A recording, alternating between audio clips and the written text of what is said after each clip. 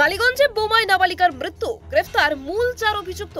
আজকের প্রধান খবর, কালীগঞ্জে বোমা হামলায় এক নাবালিকার মর্মান্তিক মৃত্যু। গত কয়েকদিন ধরে উপনির্বাচনের উত্তাপ ছিল, আর তার মধ্যেই ঘটে গেল এই ভয়ঙ্কর ঘটনার সূত্রপাত হয় উপনির্বাচনের ফল ঘোষণার দিন। তৃণমূল কংগ্রেস প্রার্থী আলিফা আহমেদ বিপুল ভোটে জয়লাভ করেন।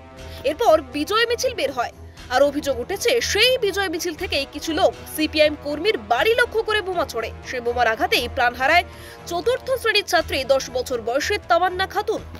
এই ঘটনায় জড়িত সন্দেহে কৃষ্ণনগর জেলা পুলিশ 4 জনকে গ্রেফতার করেছে। তারা হলো আদর শেখ, মানুয়ার শেখ, কালু শেখ এবং আনোয়ার শেখ। পুলিশ সূত্রে খবর, তাদের বিরুদ্ধে একাধিক ধারায় মামলা রুজু করা হয়েছে এবং মঙ্গলবার তাদের আদালতে পেশ করা হবে।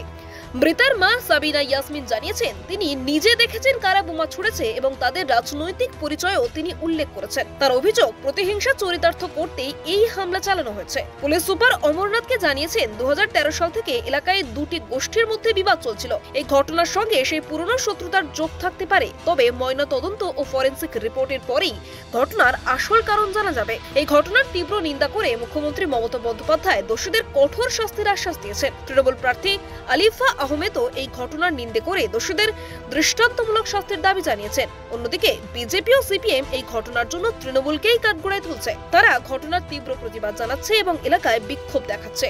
বর্তমানে কালীগঞ্জের পরিস্থিতি থমথমে, রাজনৈতিক চাপানোত্তর চলছে এবং এলাকার মানুষ আতঙ্কে দিন কাটাচ্ছে। আমরা ঘটনার প্রতিটি মুহূর্তের উপর নজর রাখছি এবং পরবর্তী আপডেটের জন্য চোখ রাখুন আমাদেরই সঙ্গে। আপনি দেখছিলেন কলকাতা দর্পণ। ভিডিওটি লাইক করুন, আপনাদের মতামত জানান কমেন্টে। নিয়মিত আপডেট পেতে সাবস্ক্রাইব করতে ভুলবেন না। নমস্কার।